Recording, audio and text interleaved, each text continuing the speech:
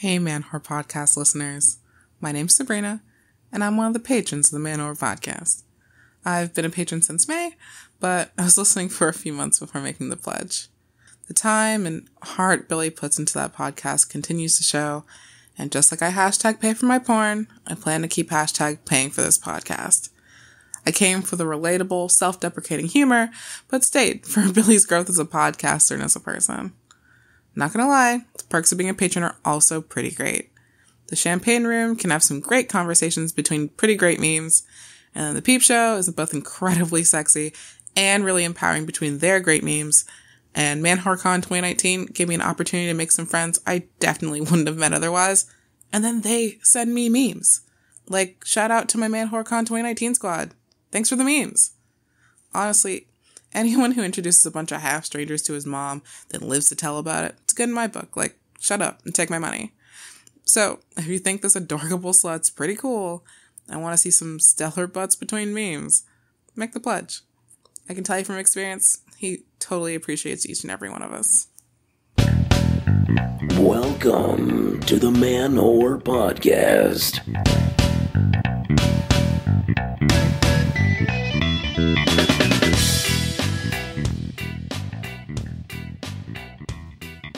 Shout out to all the head whores, bottom bitches, and slut sergeants out there. This is Billy Procida, and you're listening to the Man Whore Podcast.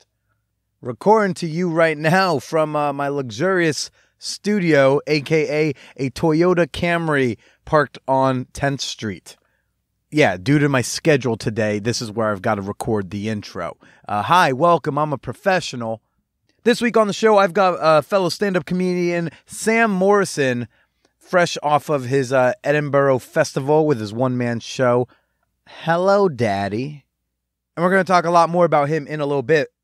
But, I am just now starting to recover, just getting my voice back after an awesome weekend at the Brooklyn Sex Expo.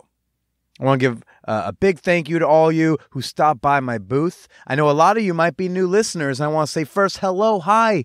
Hi, how are you? Welcome to our slutty little sex-positive atmosphere here at the Man Whore Podcast. But thanks to all you who are regular listeners who came up, who were like, oh my gosh, I love the show. It was really cool to meet some of y'all in person. Some Patreon members stopped through, and that was really cool. Got to give them their thank you hugs. Be like, oh, thank you for letting me be able to afford the good pizza. There was one mystery woman where I was just, she walked straight up to the booth, and happened to be like kind of quiet at the time, so she just walked straight up and was like, oh, hey again. And I had no idea who she was. So, part of me is just like terrified, thinking like, I'm pretty sure I haven't slept with this woman. And then another part of me is like, please don't tell me I've slept with her and forgot. I'm not old enough for that to be happening yet, right? She was very nice and complimentary. So yeah, it was really cool just meeting a bunch of really awesome people, explaining podcasts to folks. People coming by my booth and I'm asking like, hey, do you listen to podcasts? Or I'm just like, do you know what a podcast is? I don't know where we're starting from. A lot of people need help finding a podcast app on their phones. Some of you listening right now, this might not just be your first Man Whore podcast. This might just be your first podcast. So congrats. There was one funny encounter. Maybe this is going to be a new running theme when I set up shop at an expo. Last year, there was a woman who comes up to the booth. I was giving away stickers to people who subscribe to the show. And so she looks up the show and she's really excited. I tell her about the concept. She says, that's awesome. I love it. I love this sticker. I love everything going on. I can't wait to listen. And then she pulls me up on Spotify and sees by Billy Procida. And she goes, what did you say your name was again? I said, oh, Billy Procida. And she said, oh, I think I've read about you. I told her, oh, wow, that's either really good or really bad. And she said, you can keep your sticker. Well, this year, no one said anything directly to me, but I did witness this happen. This young woman with a friend of hers was walking by my booth, and as she's just walking seamlessly, didn't miss a step, she points to my banner, reads Man Whore Podcast. She audibly just says, nope, and keeps walking. I was like, yeah. I guess if you're not pissing someone off, I'm told you're not doing something right. But yeah, Sex Expo is dope. Okay, folks, time to do that thing. Let's do them. Let's get them hot. Get them dates. Show dates. We have a slight change to this weekend. This Friday, September 27th, I am still going to be in Ithaca, New York at Circus Culture, 8 p.m. But Saturday's show has been changed from Romulus, New York to Ithaca. 9 o'clock, I will be at Wine and Design. So this is all part of the Finger Lakes Comedy Festival. Go check it out. I think you can, there's like a Facebook page for it, the Finger Lakes Comedy Festival. But Ithaca this Friday, Circus Culture, 8 o'clock, Wine and Design on Saturday at 9. Then Mishawaka, Indiana, October 15th, I'm at Smokestack Brew House, 8 p.m. This event is actually a little nearer and dearer to my heart. Tuesday, October 8th, I am hosting a Swap Behind Bars letter writing party. We will be getting together, having some bubbly, listening to some music, and writing letters to incarcerated sex workers. Now, SWAP is the sex worker outreach project. You might remember Alex Andrews, a former guest of this podcast from earlier this year. She runs SWAP Behind Bars, and they help incarcerated sex workers get books in their prisons because prisons are real dicks to prisoners. Also helps get these, mostly women, pen pals. And or just letters in general, just words of encouragement. So a lot of people will come to one of these and they'll write a lot of one-off words of encouragement. Hey, I'm not able to do a whole pen pal relationship right now, but I just want to let you know there are people on the outside who care about you and are fighting to make changes happen. And then other people like myself will begin these longer pen pal relationships.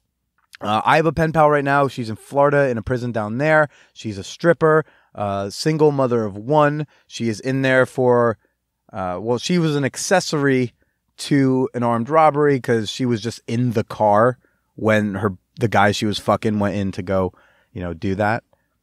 She's got no outside contact. Her family doesn't talk to her. They've cut her off ever since she got locked up. She's got no friends on the outside. I'm literally the only person who talks to her. She is so excited to get a letter. I'm able to send a letter to her about once or twice a month. So I wanted to throw this event. It's going to be at the Hacienda Villa in Brooklyn on October 8th. It is $10. All proceeds go to Swap Behind Bars. Come in, help us raise a little bit of money. And most importantly, send some words of encouragement to a gal locked up on the inside.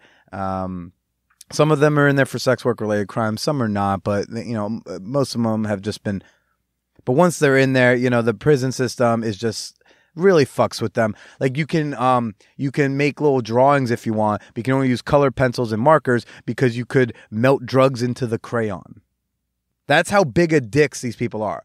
So please come on out. If you want to get your ticket, you can either go click on the link in the show notes of this episode, or you can go to wearehacienda.com, click on their events, and there are tickets available there. Means a lot to these girls. Okay. Before we get to this week's guest, Sam Morrison, I want to read a couple, positive words from listeners because every once in a while, Billy needs a pick-me-up. This one comes from Tyler in the Instagram DMs. Ooh. He says, "Hi, Billy. I'm a newer fan from the past 6 months or so, and just wanted to say that you're doing awesome work. Listening to you has inspired me to create my own play party group and someday pursue advocating and educating about sex positivity. Also, I hope to get to see you at the Brooklyn Sex Expo, which I did, and it was wonderful to meet you, sir. Also, make sure I get an invite to that party once you start it up. If I'm going to be the inspiration, I would love to, reap a little bit of benefit." This other email comes from Julie. Julie writes, "Good evening, Billy. I just wanted to shoot you a quick email to say hi and hope you're doing well. I'm not even going to attempt to do this in her Australian accent because, that's embarrassing. I'm loving all of your podcasts and I am gradually getting through all of them. I love hearing about all your ups and downs over the years since you started 5 years ago. I've always been a sex-positive woman and wanted to try to fulfill my wildest fantasies, but didn't know how, as I used to be very shy because I was obese and very uncomfortable about my weight until I found this group on Facebook that was fat friendly, and the guys that love them. I was very surprised how many men are really into large women. I decided to start going out of my comfort zone and joined this group and went to a few events that this club hosted. This club used to organize with local swingers clubs, and one night a month, just one, they used to host a night for just BBW women and the men who dig them. I went to a few of these nights, and I can say it opened my eyes up to so many different things, and I learned a lot about myself and what I was really into and what I wasn't. I ended up having my first orgy. By the way, don't you just love the phrase first orgy? Because it means you've had more than one. God bless you. I loved it. I was always bi-curious, and I ended up playing with a few women and loved that as well, because nothing's better than licking a nice pussy. Julie, I agree. Anyway, due to this, I became extremely slutty, and I loved it. But the thing is, this was about 8 years ago. Since then, I have lost about 100 kilograms, which is like 220 pounds for the Americans listening. And I now get even more attention from men. Being 47 years old, I can't believe the amount of young guys who want to fuck me. And I let them. But because of my weight loss, I have a lot of excess skin, and men are turned off by it. I can hide most of it under my clothes, but when I get men home and we get naked, they lose interest, and they say, "Can you just suck my cock instead?" It has really shaken my confidence a lot, and it has really hurt me. I've been single for about 24 years, and I can't find anyone who wants a second date with me, let alone a relationship. I've been told I am very intimidating. I am 6 feet tall, have many tattoos. Could that be why? Anyways, I've been on so many Tinder dates, plenty of fish, Zoosk, etc. I've had men walk out when they see me. I have been asked if I am a tranny because I have big hands. I just don't understand how people can be so cruel. Wow. I'm an amazing, caring, beautiful, strong, independent woman, but I just can't find any decent men. I am really scared that I am going to be alone for the rest of my life. I listened to you talk over the years how you can find women to fuck you, but none of them want a relationship with you, and all you want is a girlfriend. Well, try feeling that for 24 years. I'm not going to lie, there are times when I wonder if my life is even worth living. All I want is someone to love me. But I now feel so unlovable. But listening to you and all your guests, it has lifted my spirits and it has given me another way of looking at things. And I pulled my big girl socks up and snapped out of that depression. And I know I am worthy. So I am so glad I came across your podcast when I did. I'm a believer that things happen for a reason. And I was meant to find your podcast here in Australia. I became a Patreon member about 4 months ago, and you are truly an amazing man, and any woman should be lucky to call you theirs. Onwards and upwards, sending love, Julie. I got a little emotional reading that when I got it yesterday, and I'm still tearing up a bit reading it now. I know what it's like to feel really hopeless. I know what it's like to feel unlovable. I know what it's like to have that fear that so many of us fucking have of being alone. And reading your email pained me so much, Julie. It's both beautiful and heartbreaking. I don't know why people are so cruel. I don't know what to tell you to make that kind of pain go away. Or to make it not hurt next time.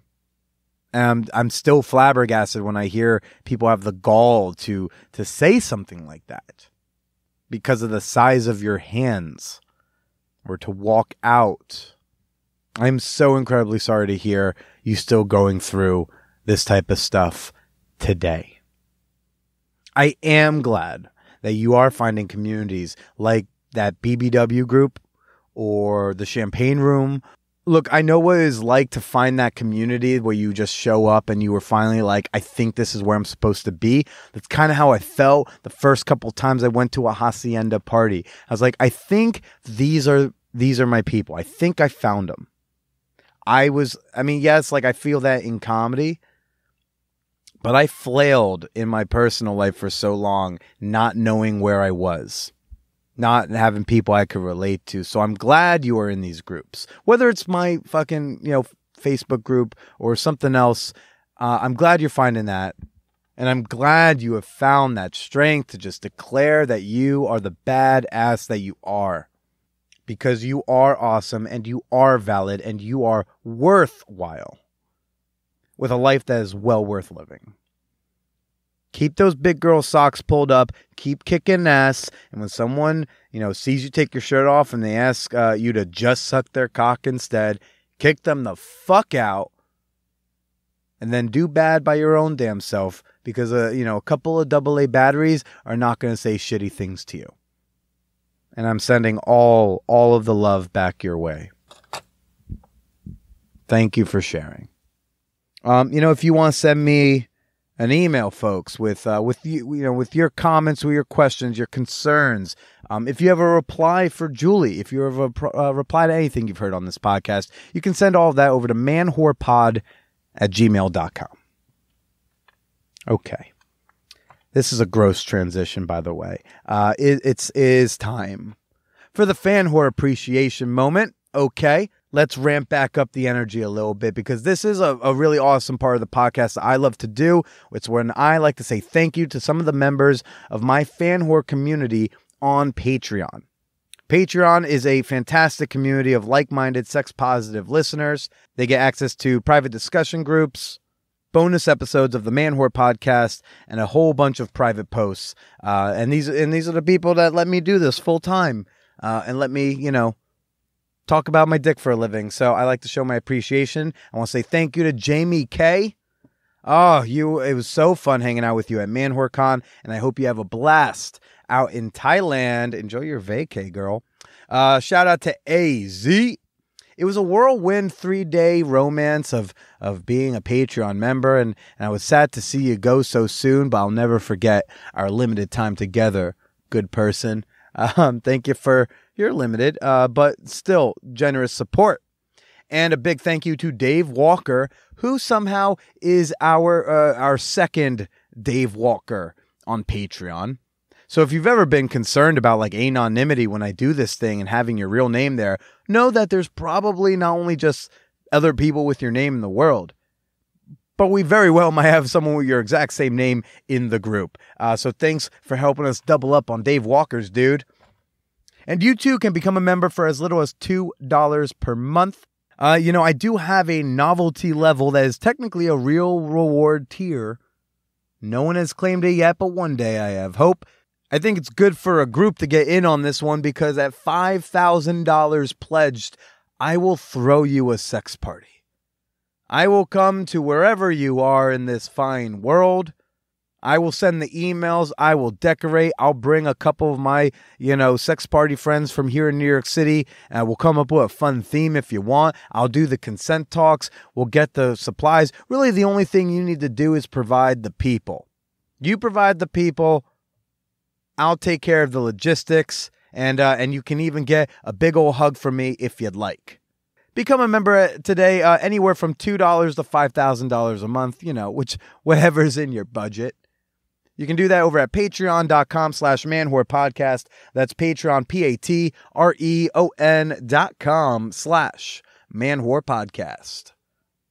And now for this week's guest, Sam Morrison. Oh, this dude is so funny. I saw him at the Finger Lakes Comedy Festival a couple years back. I was like, he had a wardrobe change in his act, but I was like, other than that, this is a funny dude. I'm looking forward to seeing what he gets up to, and he's just been nothing but on the rise since then. He just got back from the Edinburgh Fringe Festival, doing his one-man show, Hello Daddy. Funny kid. We had a cool talk in his very tiny bedroom. This is my chat with comedian Sam Morrison. That can just be like complicated or a lot of work. And I know that because I was in the closet, halfway out of the closet when I was dating my first boyfriend. And it's just a lot of work when the other person is going through like an identity crisis actively. You know what I mean? Yeah. And I think sometimes there's a lot of gay men who have dated questioning straight or in the closet gay men and are like, my next boyfriend is going to be a out and proud gay man. And that probably comes from just a frustration with it. Yeah. When did you come out? I mean, that question is like, well, you say I'll be more specific about your half in, half out part. You say you were dating someone and you're half in, half out. I think everyone is. I came out over like 4 years, and I think most people do. But I mean, my mom was my senior year of college, so not that long ago. Okay, 4 years ago. Yeah, and before that, it was just like friends, different circles of friends in college. Yeah. Okay. Did that cause any strife with that relationship? The fact that you were not like fully out yet, or that you were still in the process of? With my parents? Well, you said no. You said in your first relationship, the first guy you were dating, that was like a thing, and so like you like dating the question dudes. There's some dudes who just can't handle it, and yet you once were also one of the questioning dudes. Yeah. It was impossible.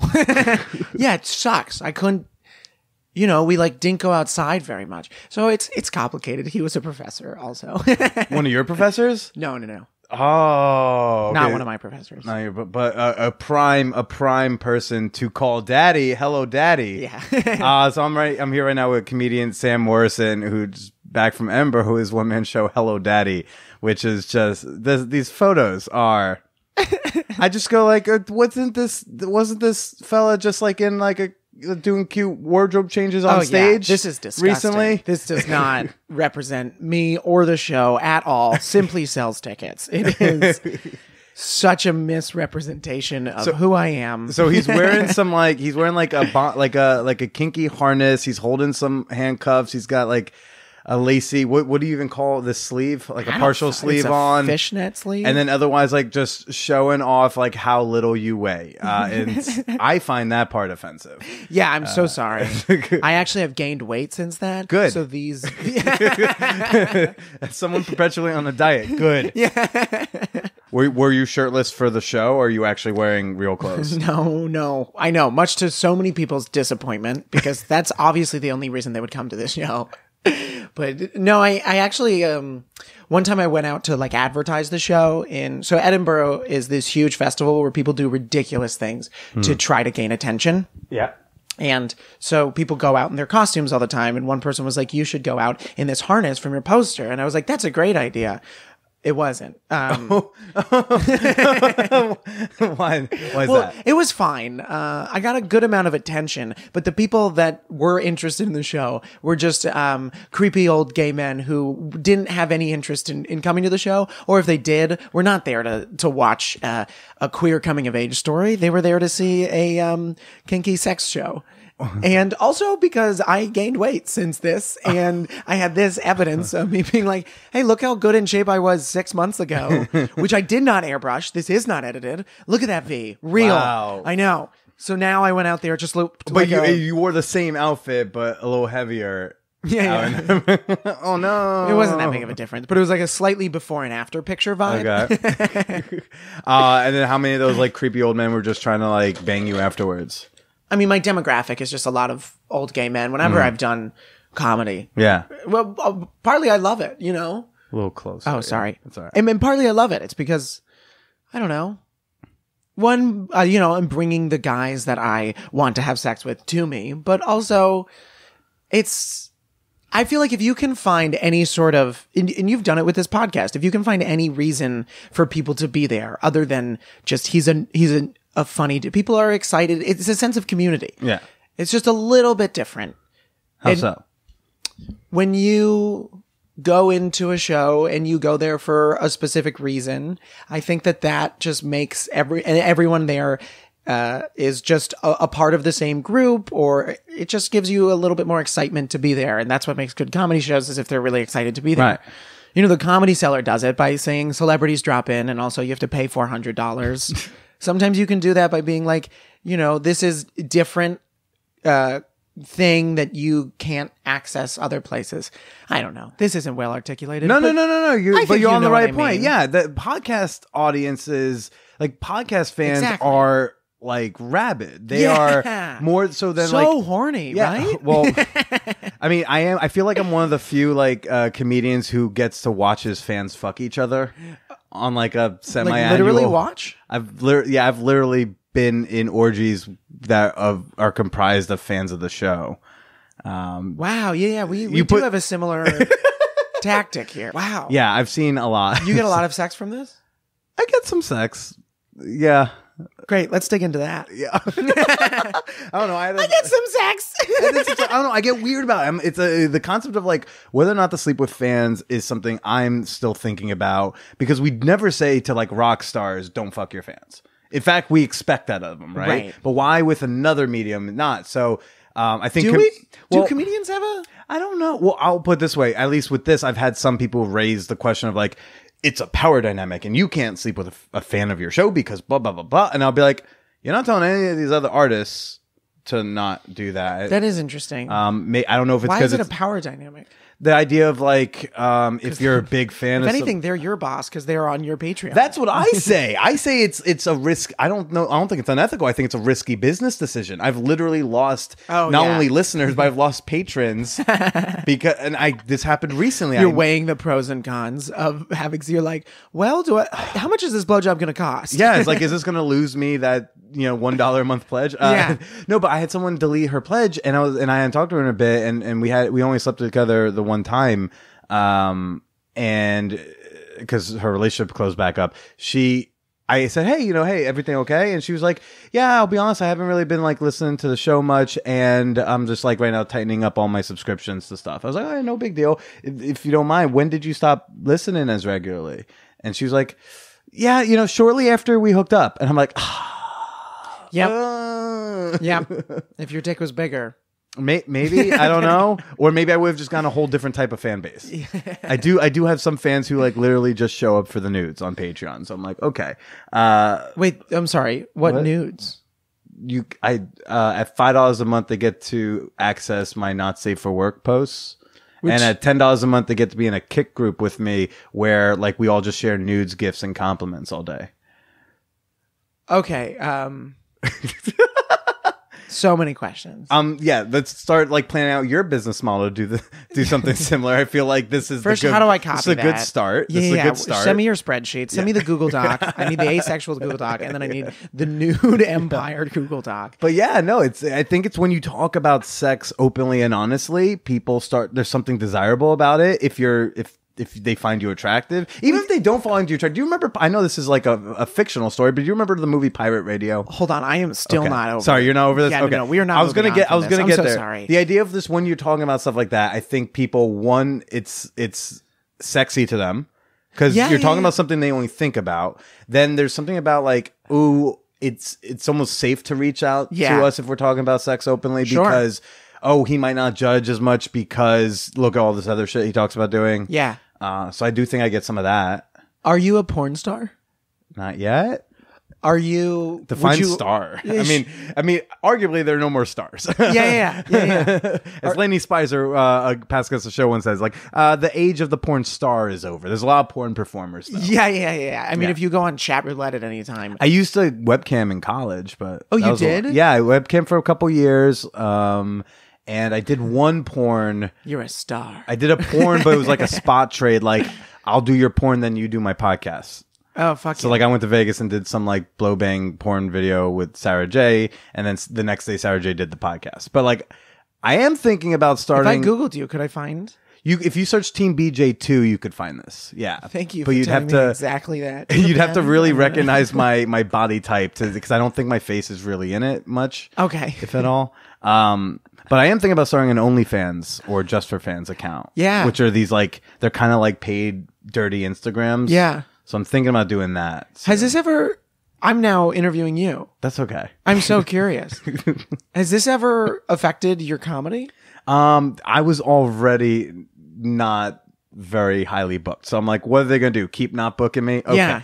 It's like Disney was already not going to ever cast me in a thing. Like none of the porn is attached to like my name. What does your dad do? He's in like real estate, but he's like a big guy in real estate. Oh, nice. Can you set me up? Yeah, totally. Thanks, yeah, he is a daddy. No, so, but just the idea of, Yeah, like none of it's searchable, but I'm thinking about making it searchable, Yeah. or maybe making it like Man or Podcast search. I don't know, but people stay tuned because you might get to pay $7.99 a month to watch me fuck my way around the country. Are there other comedians that is this a like new model? Have you ever seen? I don't think this? I don't know if this is a good model.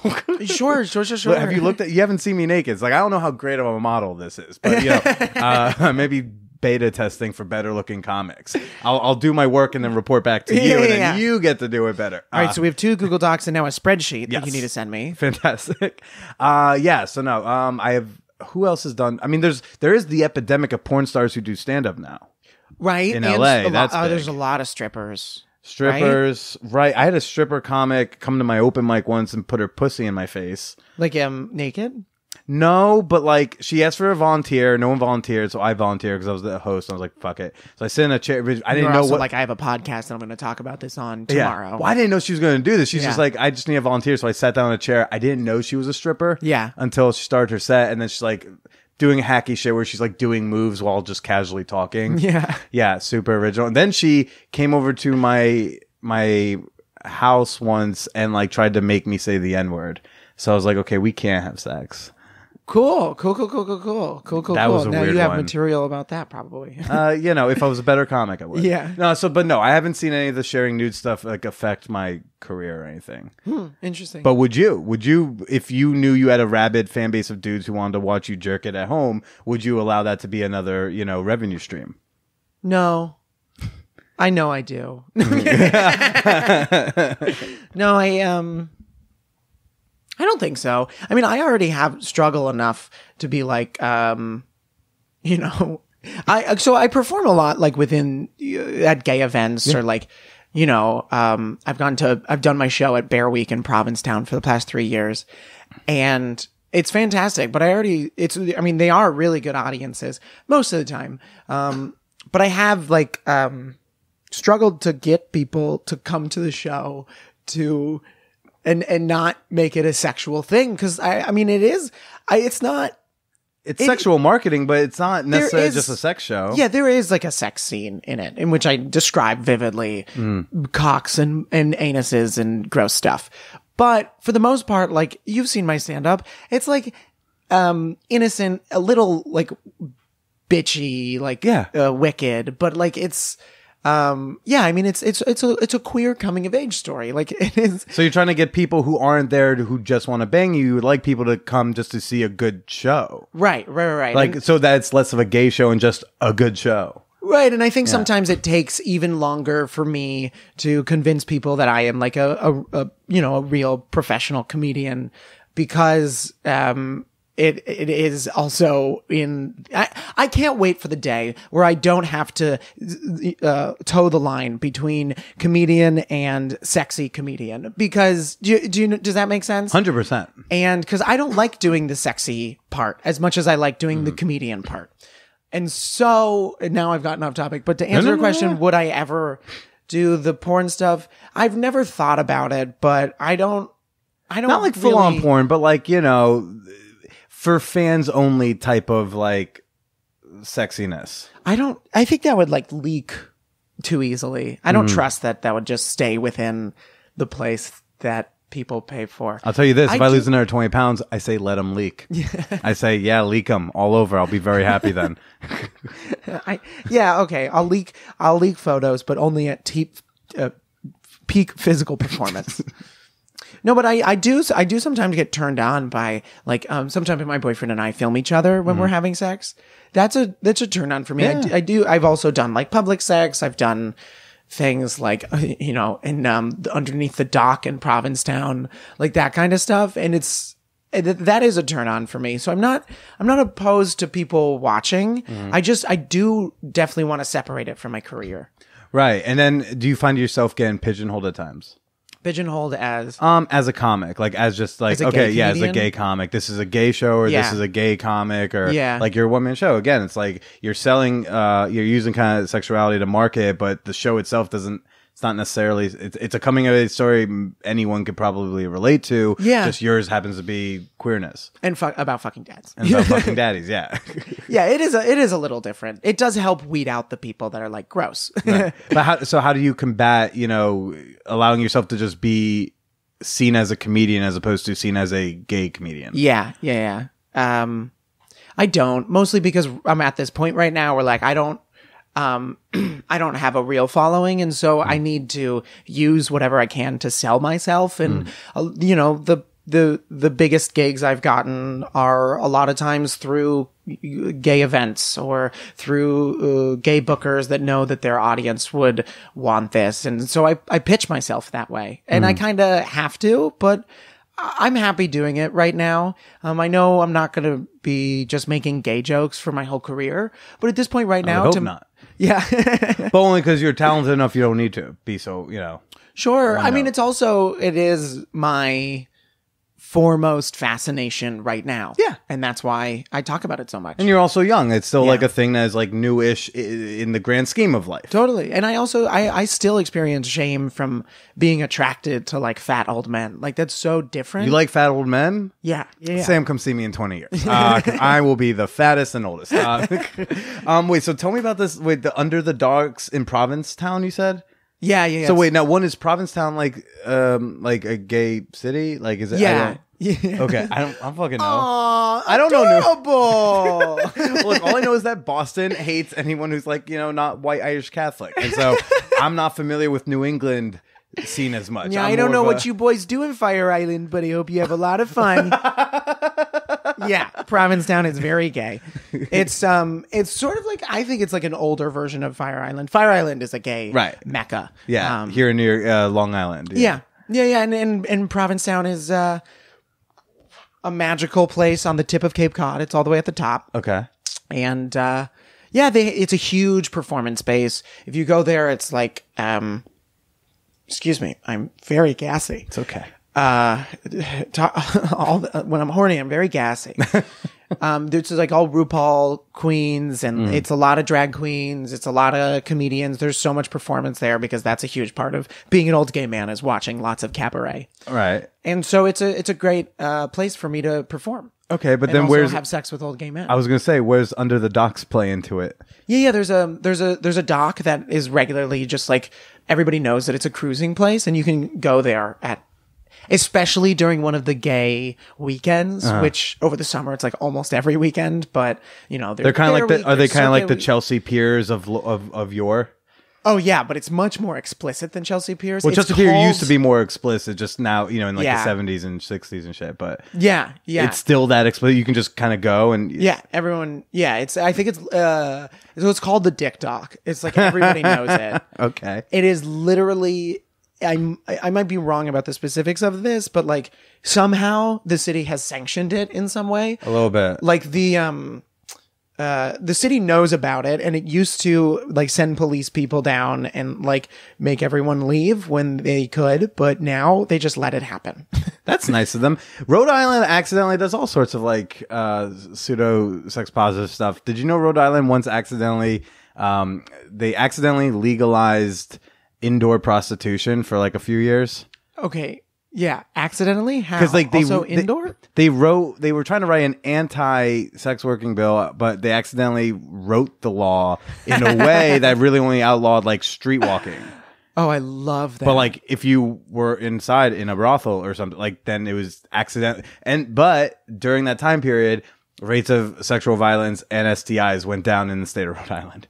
Yeah, I bet. Yeah. Have they used that as a basis to progress legislation? They are trying to decriminalize, and Rhode Island's one of the states that they're targeting. Yeah. So that's pretty cool. But yeah, wait, so there's this dog. So what is cruising to any of my listeners who I guess are like straight dudes in Oklahoma who just think that I talk about butt fucking and that's fun.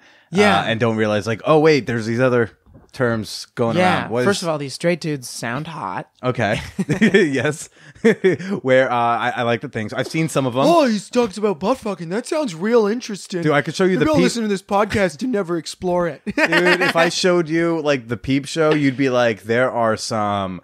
Do you like dudes with abs? Do I? Shit? Or do No. you specifically only want the old? Okay. There's Okay, all there's right. a daddy in there, All David. right. How you know who you are, Dave? But Dave? David, yeah, I think Samuel H. Morrison. SamuelHMorrison. Find me on Instagram and message me But if I'm not interested, don't be aggressive. There we go. There we go. There's my pickup line. So what is cruising? What does cruising entail? Cruising is going to public spaces to try to fuck. Mm-hmm. End of explanation. No, Right. But is it specifically like a gay? Is it specifically a gay term? Like straight people don't. I don't cruise. know. We use cruising like you cruise at like a nightclub, but cruising like the concept of like outdoor. A little closer. Sorry, I have this problem when I do stand up too. I keep it far away, or I like attack my face. I don't with mind you attacking with it. I see no visible cold sores, so I think we're good. but like cruising, the concept of like outdoor, eye contact is the only communication we're doing. Yes, that seems to be a just gay. It's a language of eye contact. It's you go to places. I mean, it still happens in New York City. I don't know if in Central Park. That seems a little, but the Brambles, if you've ever heard of that. Brambles? I don't even know. It was before my time, but that's like a classic cruising location in Central Park. And you just, it was before gay people could be gay. So they had to find other ways to have sex in public, and they did it in public. And so you go to these gay places and you try to give a dude a hand job behind a bush, and it's actually really kind of sad and tragic. But now the Dick Doc is a triumphant, but also still sad place. Because it's triumphant because it's like this queer space and it's open and it's public and it's celebratory. It's not public, it's under a dock. But still... Yeah, but it's sad that you all. But our have cum to be shoots under out above the dock, so everyone can see it. It's it's like dolphins. Ever go to the Bellagio and you see the fountain? Yeah, it's a little bit like that. Exactly. Coordinated to music. It's the Bellagio fountain of Siemens. I don't know where this riff is going. Semen. Ooh, there might be a semen pun in there. That's good. Anyway, it is, but it's of gay men who are drunk and horny and lonely and didn't find anyone to have sex that night. So it is still this like a shameful place, When do you decide to go cruising, or when you did, or did you never? I haven't done it. Oh, I have. I mean, so there's toilet cruising. Okay. Well, yeah. The first thing I think of is when I think of as cruising is going to like the Port Authority bathroom and just like going to the stalls on the left and waiting for some dude to take out his dick next to you. Is there a glory hole there? Or? No. Oh, then I don't know. How do you know someone? The toilet stalls. The urinals. The urinals. And you just try to look at other dicks. So you just wait at the Port Authority. So if I wanted... You're saying you. Okay. More generalized. Sorry. If one wanted to cruise at the Port Authority bathroom, you would go in there. You go to the last stall on the left, and then which is a whole last urinal on the left. Last urinal on the left. Yes, that's a different podcast. Way less successful than the other one that you all know about. And you just kind of pretend to be peeing and check out dicks until one says, "Hey." Like how? Yeah, I think so. I mean, it's yeah, I guess. I do know the specifics and I don't know the specifics. Like, what was your cruising story? If you go to Port Authority, I presume that you won't be able to suck a guy's dick because it's so busy. Okay. But if you go to, if there's like you go to a bathroom at a gay bar, it's like almost always there's a guy. Well, I go to some gross gay bars, but there's almost always, some guy that's like cruising in there. And then if you want, you guys can go in the stall and suck each other's dick. So what's your cruising story? I've done it a lot. Oh, so then rather than a story, what are some tips you would give for successful cruising besides be hot? I imagine that plays a factor. Yeah. You don't really have to be hot if you're like in a dark, underneath bathroom. You just kind of have to be like the right shape. Seriously. Nobody can see your face for the most part. Okay. I mean, at the dock, definitely not. Sure. Yeah, I've gone to the dock a couple times, just in mostly in gay bar bathrooms. There's the Eagle, which is there's a place in New York City, and they have basically like sex nights. I've also gone to, that's right. Well, this isn't cruising, but I've gone to like public orgies. Sure. Orgies Bear are fun. Orgies. Well, Yeah. not public, like in the park. Those are way harder to pull off. Yeah. It was actually, it was in the Met. Sure. But you've gone to like bear play parties. Yeah. Yeah. How are those? Fucking fun. Yeah. Yeah. What's fun about bears for you? What's fun about bears? Yeah. What's my whole sexuality? Yeah. So it's, yeah. Do you consider yourself an otter? I think so, yeah. I mean, I'm whatever people want to I'm call whatever me. animal you guys want to say, but if you suck my dick, you can call me whatever you want. Not you, Billy. You have to call me daddy. but but what is it about bears that like does is it for you? attractive to me? It's just who I've always been attracted to. I say that it's like some guys are attracted to guys with blonde hair. I'm just attracted to like hairy, chubbier guys. I mean, as a hairy, chubby guy, I'm just happy there are people that exist that. Here's my thing. I am willing to be like, oh yeah, like I'm pretty, whatever, and then but I'm adding in this person's hooking up with me because of my personality, because I made her laugh or whatever. But I want someone to just look at me and go like, that's sexy. Yeah. Just looking. He doesn't have to open his mouth. Yeah. I'm into it. Yeah. And that's something that I love about the whole bear scene is that it's like, yeah, that's I want women who look at me the way you look at bears. And because I've done this show and I talk about it so openly, so many people come up to me and are like, I'm the exact same way about being into older or fat, hairy guys. And I promise you, there are people that would look at your headless, naked picture and be like, fuck yeah. And you know that because you do this weird ass podcast. But is there like a thing? Is there like a part of, is it the curve of the belly? Like, is there something in particular you zoom in on? I mean, or you're just like, I don't know why my wires cross this way, but this is the look. I mean, yeah, there are like, obviously there are there are like chubbier guys that I'm more attracted to than other chubbier guys. I don't, if it's, I like, I guess I've never actually talked about the specifics of this, but I do like, even if it's a larger belly, like a tight, I don't like loose, that kind of stuff, but some people do. Like fucking ask Lizzo how many guys are in her DMs. She's talked about this on like YouTube interviews, and there's like so many people that just like are so attracted to Lizzo. But now I question. I am Lizzo. You are Lizzo. Well, some people I feel like are really attracted to her sexuality, where they're like, this chick, maybe I wouldn't be into her if she was really, really shy be on her looks. Okay. But like, oh my gosh, she owns it. She rocks it. Yeah. And she is a sexual human and she's probably going to rock my world. Yeah. And now I'm into it. Yeah. Like, I feel like there are people who are into Lizzo after they've seen Lizzo perform. Maybe that's true, but there are also definitely people that are into the body type of Lizzo. Absolutely. Yeah. Yeah. And but then we get into the point. I mean, with like opposite sex pairings, like there's the question of when you're attracted to, say, fat chicks and when you fetishize fat chicks. But is there a similar conversation about that in the bear world, or is everyone like, yeah, they're fetishizing me and that's chill? So I do think this is more common in the gay world. I also think it's different in the gay world, and that's a good question about fetishizing.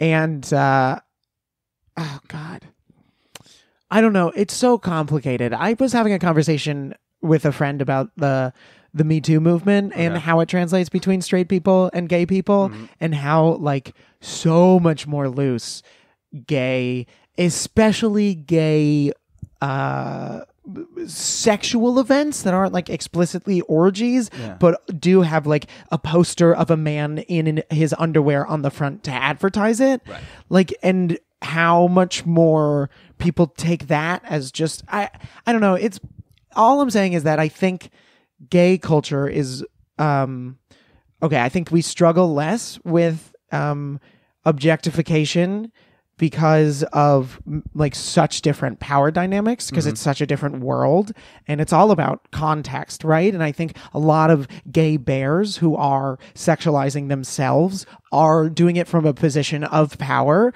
and it's awesome. If you go on Instagram and look at like these gay bear models who have like 100,000s of followers and are just like twerking their stomachs, like it's it's insane. And as well as that bear model with 100,000 followers will get a book deal before either of us. Oh, like absolutely, 100%. Mildly infuriating. Yeah, and if you guys, so Go follow Sam so he can get a book deal. Okay. Yeah.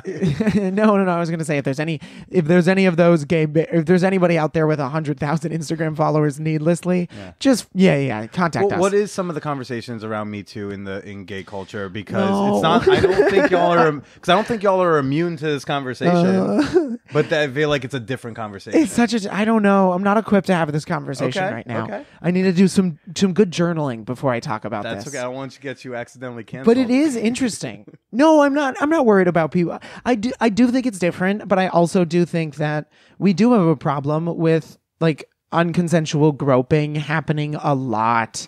But also it's beautiful when you go to Bear Week and it's this hypersexual place and everybody just like hugs and kisses each other and maybe touch your dick as like the first initial greeting. Like, yeah, there that can lead to some very problematic instances. And some people being offended or hurt, and maybe even in extreme cases traumatized. But it also is, if there is that trust built in a community, in like an ideal world, I do think that touching each other and kissing each other and just being like very physical and loving and open is a beautiful thing that we can strive to. So it might be coming a little bit too early, or it might be coming from the wrong people, but that impulse is always in me that I do want that physicality. Your boyfriend is an older gentleman. Yes. Right? He's a daddy. For example, when I met my boyfriend, I pulled out my dick almost immediately. Where? On the street in Provincetown. So did you meet him under the dock or? No. Like at the festival? No, at a pizza shop. And then...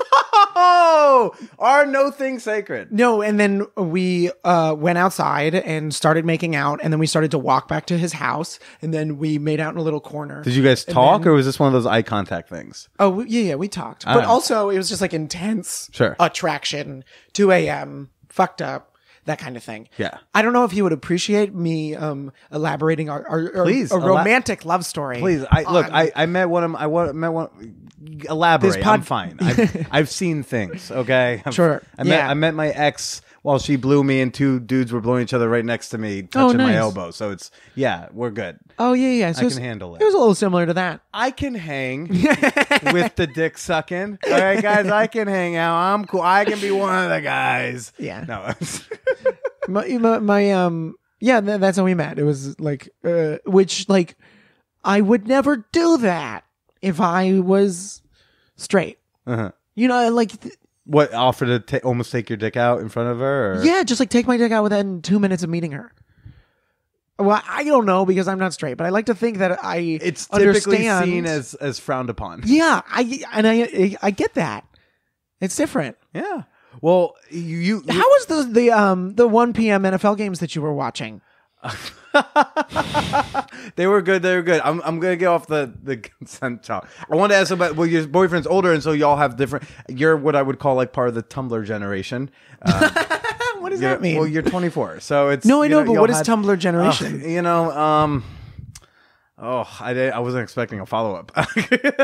Neither was I, bitch. No, just the idea of very informed about all these things going on. It's a much more inclusive generation than your boyfriend's generation. Oh yes, your boyfriend's like in his 40s, right? He's 51. He's 51, buddy. I know. 20 years, Billy.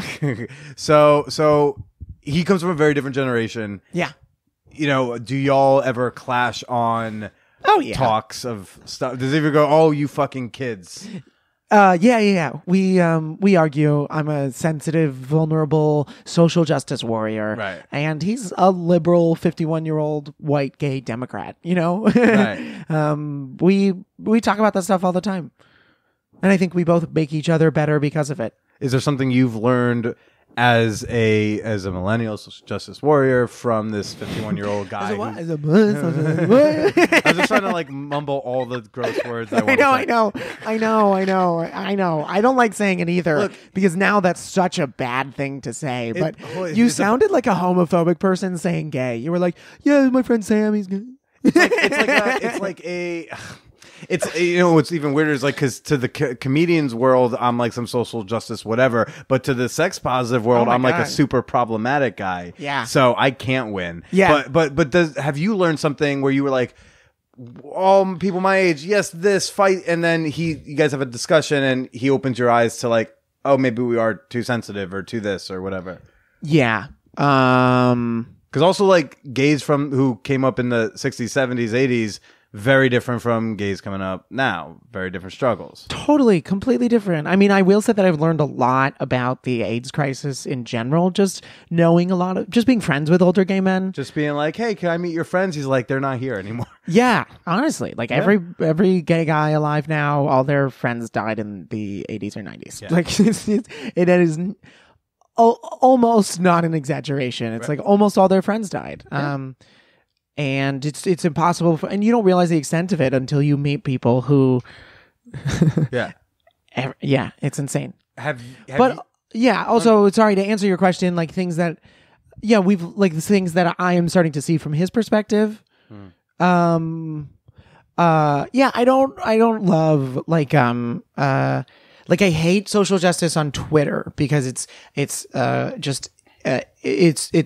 so intense and quick in such large quantities that it's just insane. It's just bullying. It's just over the top, and so things are so decontextualized, and so like the way that people get canceled. Just those, like, you know, you saw it happen to Dina Hashem, even Shane, whatever you think about that, the new SNL guy. The way it rolled out, maybe not the best way. Just like the millions of people, he was the top trending Twitter person for a minute. Like, just the millions of people that are just going on to, in a completely unproductive way, offer to kill this man. It's like, what? Wait, did somebody want to kill him? It's just the language that they use is like really threatening. It's insane. Right. Yeah. And then is there something you feel like you've awoken him to? What? No, it's just the way you said it. Was awoken to? Yeah, you just sounded really gay, dude. Yeah, you know, it was funny. I did that podcast earlier today where I told you that they kept all the sex stuff I described. They were like, oh, that's kind of gay. Yeah. And that was just like, and literally to those two guys who are in their 40s, like, gay was me existing around other dicks. Yeah. But so I tried to explain to him like why what I was doing was not. Anyways, and then I just had to say, look, as the gayest one in this room, I think I have the authority to say I've seen more dicks in person than both of you two fellas combined, and I will be the judge on that. And now you get that gay hat whenever you need to. Do I? Oh, fantastic. There you go. There we go. I'm wearing this the rest of the show. Oh, no, I like you better. Oh, fantastic. You're like, you look a little less threatening. Right. I wouldn't have invited you into my 8x8 room if I thought you were threatening. Okay, 8x8 is a little generous for this room. Oh, it truly is. This is the smallest room ever. It's really cute when it's not disgusting. See the penis pillow and the plants? Yeah. It's just funny. We were like, oh, that sounded really good. Because like even my roommate, like 3 days ago, my roommate, who's a queer black dude, he was going like, Billy, I'm just so surprised you haven't like sucked one dick. Because I just figured you were like, you have, haven't kind you? of, no. Oh. And then, but I got defensive, like, wait, why are you assuming I'm doing the sucking? Why can't you assume I'm getting blown? He's like, yeah, you don't have that energy. Yeah, you like, don't. But so yeah, well, what have you enlightened your boyfriend, your older boyfriend to? I don't know. You know, are you helping make a change? That's part of making a difference, Sam. Don't be selfish. Okay, there's a cause going down. No, I don't think anything other than like he used to hate Mexicans, but no, I'm kidding. No, but I don't know. That's the thing. You say, shut up. You say 51-year-old white guy. I don't care if he's gay or straight. I'm automatically like, how's he feel about browns? Yeah, no. What do y'all talk about? Because like that's my big thing. I don't like dating super younger. Because I'm just like, we're in such different life modes. Now, that's just me and my dating preference. I don't think no one should do that. But I also go like, what would I as a 30-year-old really have to talk about with a 22-year-old for like months or years? Yeah, no, it's an obstacle, but you overcome it like any relationship if you care about it enough. Yeah. You know, it's like there's differences in culture, there's differences in power dynamics, and all the things that come along with age in every relationship. And so much of them are more unhealthy than the relationship that I have with my boyfriend because we actively talk about it, and it is an obstacle that we overcome that we overcome together. You know what I mean? Is there like an example like recently where you all had to kind of No, he just like makes me watch weird movies from the 80s and I'm like, and then I show him videos of Bo Burnham and he's like, but we love each other, so it doesn't matter. Oh, that's fantastic. Wait, Yeah. so now how did things progress from the pizza shop I fucked to being fully in love? How long y'all been together now? So we met at Spooky Bear. Well, allow me to take that, Billy, you're sounding gay, and give it right back to you. Thank you. We met at Spooky Bear, which is obviously over Halloween, and then we didn't really make it happen until like a couple months later, and then we really started dating. Over the holidays, December. Okay, Yeah. so that's pretty good. Yeah. Yeah. What kind of date? How has he wooed you? I'm assuming he does a lot of the wooing. That's his generation. Yeah, what do you mean? Like courting me. Yeah, your courtship. He courts me. How do he woo? I such a text fella? him and he courts me. Yes, that's what we call topping now, courting. We've taken some nice vacations. We just went to a gorgeous little Hudson Valley like Airbnb, which was amazing. I've like never done anything like that before. We just like went, just like took a weekend break to just like cuddle in grass. Oh, that's cute. I know. Is this your first like? You had the boyfriend from when you were still questioning, and Yeah. this one. Is there anyone in between? No, nobody. Just slutting it up. Just sliding up. Oh, I know what that. For sure. Yeah. Yeah, bro. Wow, that was really straight of you, Sam. Thank you. Well, you and your boyfriend sound lovely. I saw one of your pictures. It was like, adorbs. But where can people find you? And, wait, so are y'all non-monogamous? Nope. We are the only gays in New York City who are monogamous. Was that sarcastic or? Yes and no. Yes and no? Well, I just meant for the people. Earlier, I was Gay people are so much more often non-monogamous. No, I know that, but I didn't know if I was just curious before I was going to tell people. So if you want to go, if you're a daddy who wants to go hit on Sam on Instagram, David, you know who you are. But then I was like, I should probably ask first, like if that is actually a chill thing or if that was just a joke. No. It's sometimes it does feel like that, but of course there are gay couples that are monogamous. No, but your relationship. Yeah, we're monogamous. Oh, okay. Yeah. Is it monogamous, but like we play with others just together sometimes? Like y'all go, no. Samuel. Wow. I'm all tied up. All tied up. Literally and physically. Yep, I'm sticking to that one. Yeah, Literally and sticking to physically. it. That's what I meant to say. Well, where can people go check you out, follow you, and stay up to date for the next Hello Daddy? Instagram, Samuel H. Morrison, SamuelHMorrison. And I'm also on Twitter at the same name, and I have a website. You do? Stop it. In 2019? Stop it. Wow. Stop flattering me, David. And you can I have a big old newsletter I send out, free tickets when I'm headlining or doing the show in New York. So put your email in and I will not send you nudes. Is that SamuelHMorrison.com?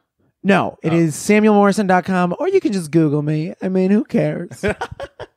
Well, Sam, thank you for chatting with me. Thanks, buddy. This was fun. Yeah, no, I'm glad you enjoyed. Sorry about my tiny little room. No, it's okay. It's okay. I assume it's a tiny room for your tiny dick. Okay, no.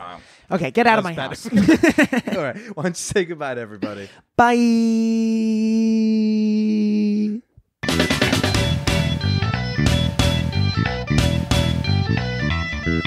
Hello, Daddy. Oh, Daddy's out there. Did you like it? Did you dig it? Are you looking him up on Instagram? Are you sliding into his DMs? I don't blame you. He was like, I like, chubby older men. I'm like, can I become an older man just so I can feel, desired like that? Great. If you want to tell me what you thought about this week's show, or you want to tell me and Sam, you should be, tagging both of us in these things. I'm on Twitter at @TheBillyProcida. You can also comment about this episode on my Instagram at BillyIsProcida, or you can chime in on the comment thread on my Facebook fan page for the Man Whore Podcast. As always, I love getting your emails with your comments, your questions, your titty pictures, your dick pics that have a Sharpie that says Man Whore Podcast on your dick. That is the requirement for sending me dick pics unsolicited, is you got to put my name on it. Although all titties are welcome at manwhorepod@gmail.com. It's been a while since I've reminded you, but you want to get on the mailing list, everybody. I tend to randomly give shit away, and you're not going to want to miss it. Or maybe I'm performing in a city near you and you're a little behind on the podcast, but you're not going to want to miss the one time I'm in Iowa, right? So go over to manwhorepod.com, get on that mailing list. Next week, we've got Leah Vernon. She is a fat black Muslim woman, which is what it says on the cover of her new book, Unashamed. That's going to be a good one next week. Until then, I do hope you will join me on October 8th at the Hacienda Villa. By the way, if you're like not super passionate about like sex work decrim or any of that stuff, but you want a good excuse to come to one of the Hacienda events, I mean, this is a good one. All right, we're going to be writing letters to incarcerated sex workers, raising money for Swap Behind Bars. It's a good cause. All right, get your tickets. There's a link in the show notes of this episode, or you can go to wearehacienda.com, click their events tab, and you can buy tickets there. I'm truly grateful to each and every one of you, tuning in each and every week. I want to welcome once more all of my new listeners who have discovered me at the Brooklyn Sex Expo. Or maybe, you were texted by someone at the Brooklyn Sex Expo. So to all you new people, enjoy binging the show and stay slutty.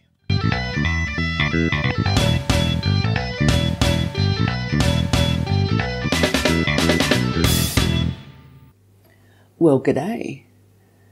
I joined Billy's The Man Whore podcast for many reasons. I came across it about 6 months ago, and I have never found a better podcast since.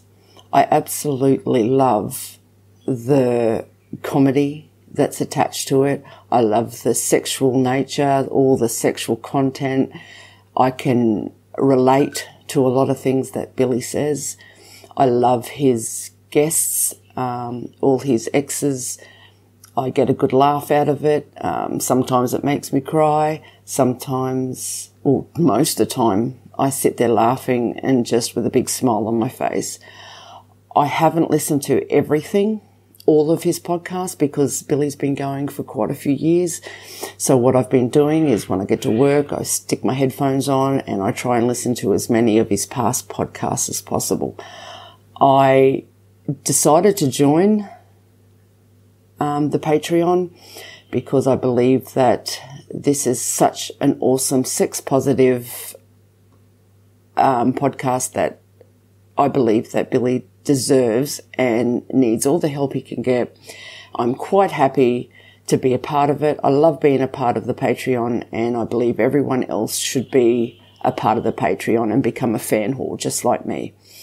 So this should be number one. It is the most funniest, hilarious, amazing podcast out there. And it is so non-judgmental, and this is the way life should be, but unfortunately it's not. So do yourself a favor. Become a Patreon fan whore and join Billy's The Man Whore podcast, because you definitely won't be disappointed. Okay, guys. See ya.